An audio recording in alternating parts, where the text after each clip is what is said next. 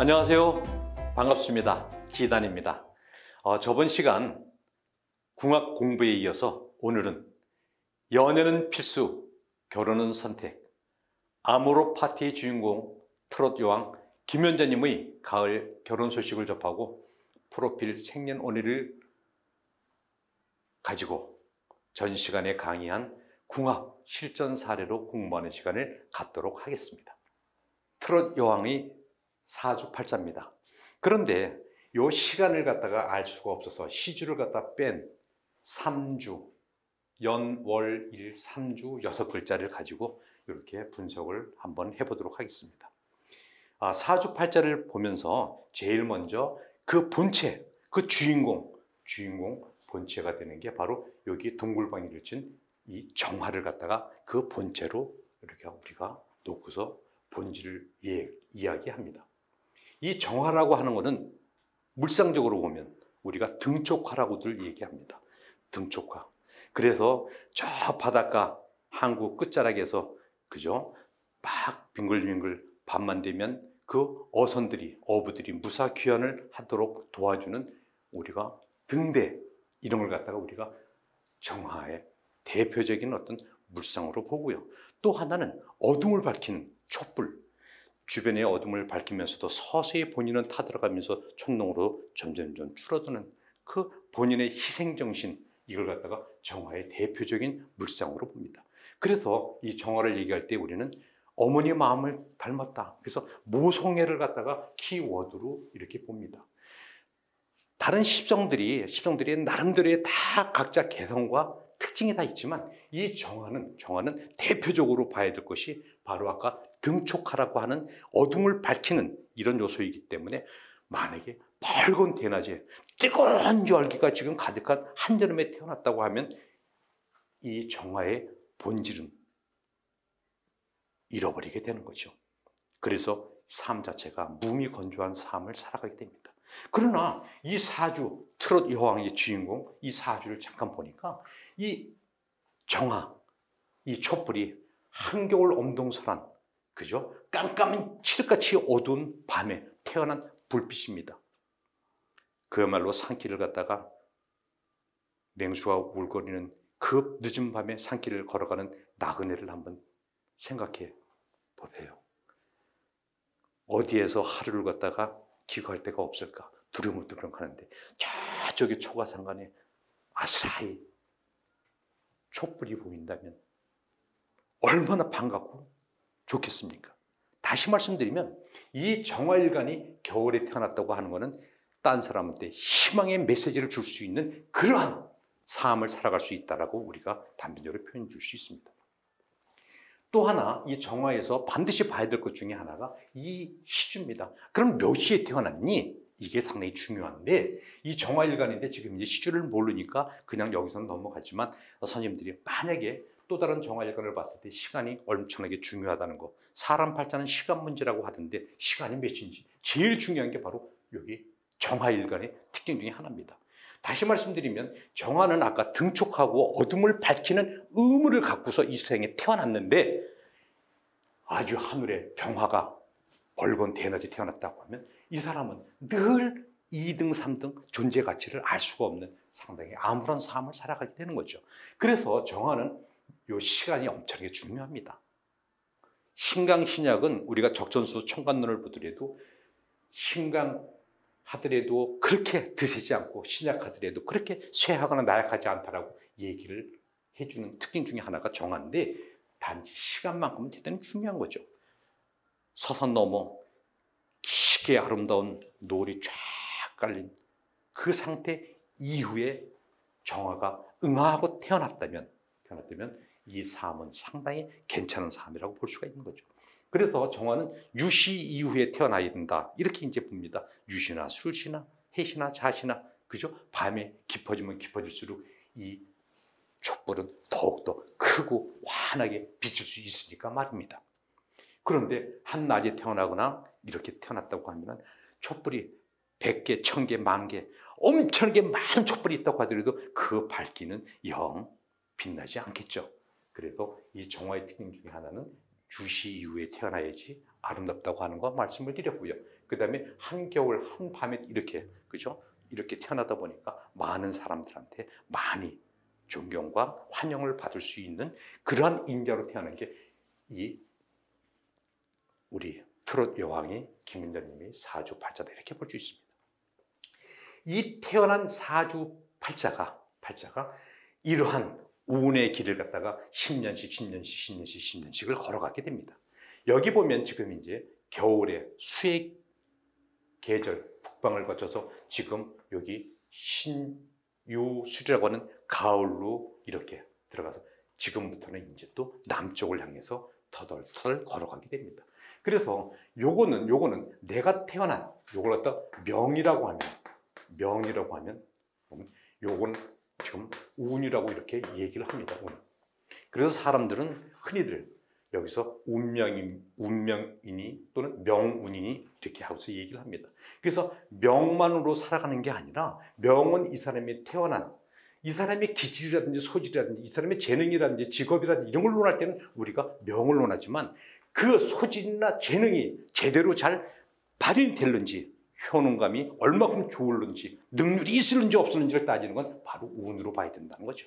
그래서 항상 이걸 같이 이렇게 놓고 봐야 됩니다. 그래서 사주팔자가 아니라 운까지 합쳐갖고 그죠? 오주십자라든지 이렇게들 논하면서 계속 운명을 논하거나 이렇게 보게 됩니다. 자, 그러면 이 사주를 갖다가 잠깐 한번 우리가 분석을 하는 시간을 갖도록 해보겠습니다. 여기서 보면 이분은 화의 일간으로 태어났죠. 화는 병화와 정화가 있는데 병화하면 양의 불이고 정화하면 음의 불이지만 이 화, 오행의 상생상극 관계를 놓고서 우리가 다시 한번 분석해보는 시간을 갖도록 하겠습니다. 화생, 토, 토생, 금, 금생, 수, 수생, 목 이렇게 그죠? 그래서 이 오행의 상생상극 관계들을 놓고서 우리가 얘기를 하게 되는데 이걸 인생사에다 인간의 어떤 생활, 삶에 접목시키는 것 갖다가 우리가 십성, 육친이라고 얘기를 합니다.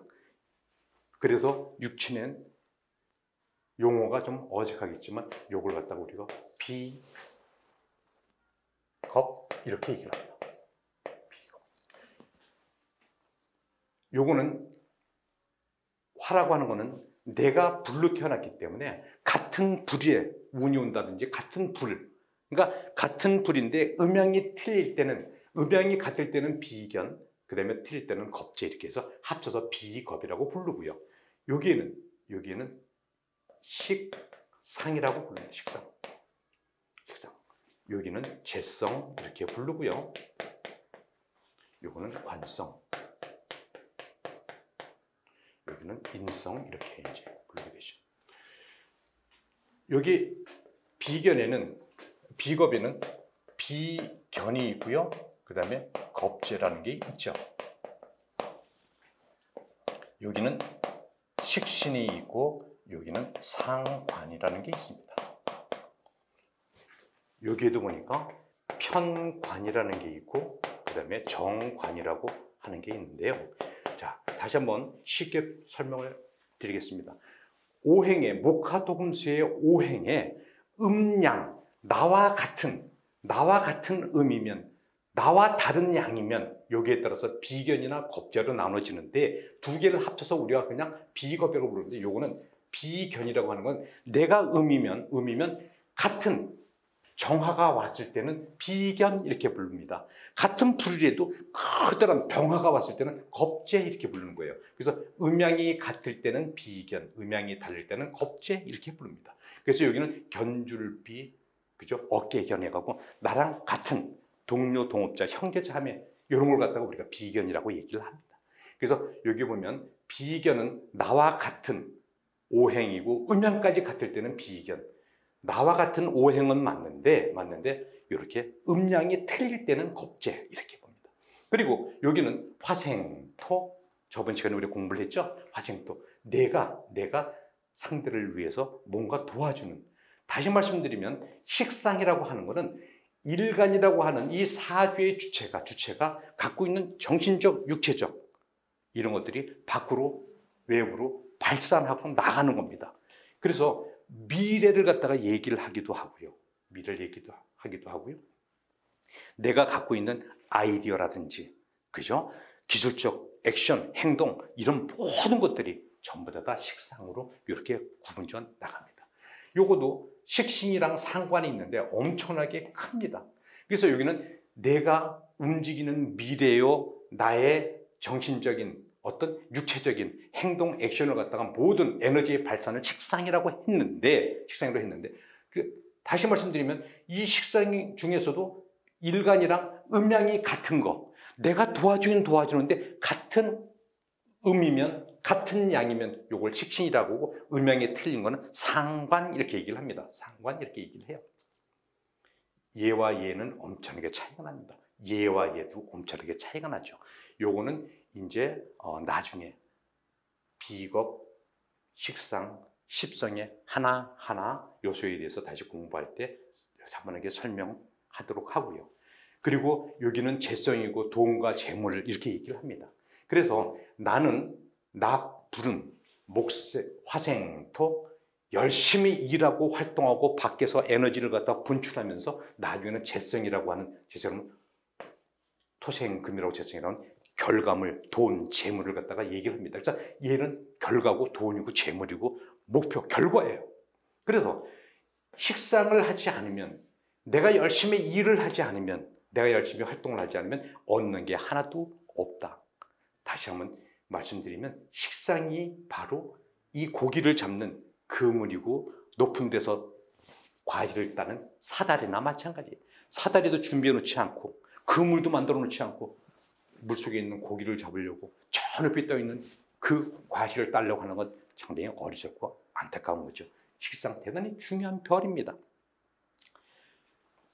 여기 보면 관이라고 하는 거는, 여기는 돈과 재물이고 결과라고 얘기했는데요, 요거는 명예고 감투입니다. 그리고 내가 지켜야 될 법이고 누리고 원리 원칙 틀입니다. 그죠? 어떻게 보면 내 사고방식이고 과거부터 살아온 우리의 관습이고 틀입니다. 틀, 법, 헌법, 룰, 틀, 명예, 명분, 이런 거죠. 그래서 여기 관성이 우뚝 서 있는 사람들은 모범적인 사람, 우리가 보면 흔히들 공무원이라든지 관직이 있는 사람들을 많이들 얘기를 하게 돼 있죠. 이거는 보니까 여기는 금생수 하는데 나와의 관계를 보니까 물이기 때문에 여기 어떻게 돼요? 수국, 화, 물이 불을 끄는 역할을 하는 거죠. 끈다라고 생각하시면 안 돼요. 만약에 내가 불인데 수가 없으면 불이라고 하는 거 어때요? 후루룩 하면 죄만 남다 보니까 빠르게 시작하지만 빨리 끝나버립니다. 지속성이 없습니다. 그래서 반드시 적인 것 같지만 나를 통제하고 나를 관리하는 의미를 갖고 있는 게 관성이다, 이렇게 보시는 거죠. 그래서 여기 저번 시간에 우리가 궁합 볼 때 이 관성을 갖다가 여명, 이 곤명에서, 여자에서는 이 관성을 남편이고 남자라고 얘기했습니다. 즉 이 남자가 없으면 울타리가 없고, 나를 보호해주고 나를 케어해줄 수 있는 틀이 없고, 나를 갖다가 지켜줄 법이 없는, 헌법이 없어요.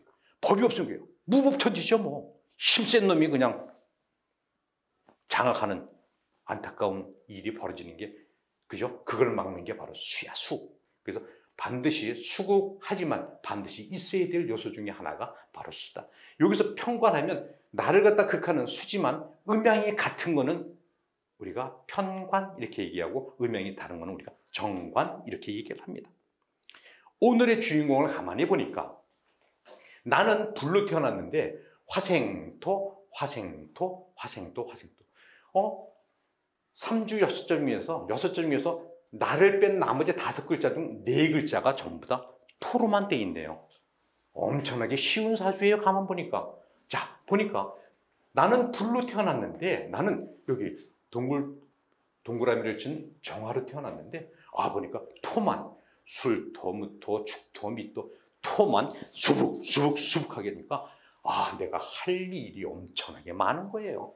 다시 말씀드리면 이걸 갖다 우리는 식상이 엄청나게 과다하다, 너무 많다, 이렇게 얘기를 해요. 식상이 너무나 많구나. 그래서 다자편화라고, 여기는 보니까 나는 정화인데 음의 불인데 여기는 양의 토예요. 음양이 틀리잖아요. 그죠? 음양이 틀려. 음양이 같으면 식신이라고 불렀는데 음양이 다르다 보니까 상관이에요. 그래서 이 사주의 주인공은 상관격이 되겠네요. 여기 보니까 이 사주의 주인공은 상관격이 됩니다.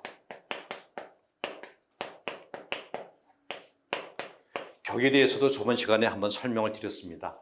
내가 어떻게 살아가야 되는지 그 틀, 어떻게 보면 전생의 업이기도 한, 그죠? 그 목표치기도 한 걸 갖다 우리가 격국 이렇게 얘기하는데 이 사람은 상관으로 살아야 된다고 하는 게 여기 사주에서 그냥 백이라 누가 보더라도 상관격으로 나타나 있습니다. 상관격. 근데 상관이라고 하는 거는 글씨 그대로 여기 식신은 밥식자를 씁니다. 여기에 밥식자를 써요. 밥식자, 식신. 그래서 완전히 이 신은 좋은 건데 밥 먹는 신이니 얼마나 좋습니까? 밥을 먹어야지 건강해지고 에너지도 충실해지고요. 그죠? 그래서 정신도 건강해지고 육체도 건강해지는 아주 아름다운 신이라고 해서 길신으로 보는데 이거는 상관 옛날부터 사흉신, 나쁜 걸로 봤어요. 그런데 현대 명리학에서는 이게 훨씬 더 아름답다는 걸 또 선생님들이 지금부터 아시게 될 겁니다. 이 상관의 뜻은 상처를 입힌다. 관을 상처를 입힌다는 거예요. 관이라고 하는 거는 이 관성을 의미하는데 관성. 내가 지켜야 될 법이고 틀이고 룰, 원리 원칙을 갖다가 상처를 입힌다는 얘기예요. 다시 말씀드리면 여기서 식상, 토가 어떻게 해요? 토국수, 물은 흘러가야 되는데 윤학적으로 흘러가야 되는데 토가 앞에 딱 막고서 못 흘러가게 하는 거예요. 상당히 안쓰럽죠? 그런데 물은 저수지를 갖다가 댐을 만들어서 수자원으로 쓰고 또 거기 댐에 있는 물을 갖다가 써서 그죠? 농림 이런 쪽에서 키우는 양육의 생명수유적인 역할로 쓸 수가 있다는 얘기예요. 다시 말씀드리면 무조건 토국수를 갖다가 나쁘게 보면 안 된다. 단지 이 사람이 상관격으로 태어났기 때문에 토국수 하는 건 맞는데 토국수를 한다는 얘기는 뭐냐 하면 기존에 있는 자기들이 갖고 있는 고정관념, 절대 변하지 않는 이 고정관념을 갖다가 이 사람들은 신선한 아이디어라든지 지혜라든지 이런 걸로 더 나은 세상을 위해서 하루를 갖다가 앞으로 나가는 미래지향적인 세계로 뚫고 나가는 게 바로 상관의 아름다운 별이다 이렇게 보는 거죠. 그래서 상관을 갖다가 이제 조금 이따 다시 설명을 드리겠지만 상관에 대해서 이 상관은 21세기 가장 아름다운 별이 바로 상관이 아닐까 하는 생각이 들어요. 우리 핸드폰 보면 조금 더 금방 2G에서 3G에서 4G, 5G까지 계속해서 나는 바꾼 지 얼마 되지도 않았어. 2년 약정이야. 그런데 조금 있다 보니까 더 폭넓고 스피드가 빠르고 용량이 큰 것들로 계속 음료씩 바뀝니다. 세상 옛날에는 10년에 강산이 변한다. 10년 아니죠. 이제 재개발에 들어간다 보면 2, 3년이면 한 번씩 훅 바뀌는 거예요. 세상이 그렇게 급변하고 있는데 옛날 고리타분하게 고려나 조선시대 때 얘기한 상관이 흉격이라고 얘기하는 건 절대 잘못됐다고 하는 걸 말씀을 드립니다. 그죠? 그래서 상관격인 이 트로저 왕의 사주팔자는 상당히 아름다운, 나름대로 상당히 참 멋있는 이런 사주로 봅니다. 자, 다시 한번 상관에 대해서 설명을 드리는데 워낙 이게 길게 이렇게 시간을 갖다 이렇게 들어가는 것 같아서 좀 지루하실 것 같아서 1부, 2부로 나눠서 다음에 식신과 상관에 대해서 별도로 설명을 한 다음에 이게 현재 이분이 추진하고 있는 가을 결혼식에 어떤 영향을 끼치며 훨씬 더 아름답고 즐거운 결혼 생활을 위해서는 어떠한 대책 방안이라든지 어떠한 지혜가 필요한지에 대해서는 다음 시간에 이어서 하도록 하겠습니다. 자, 감사합니다.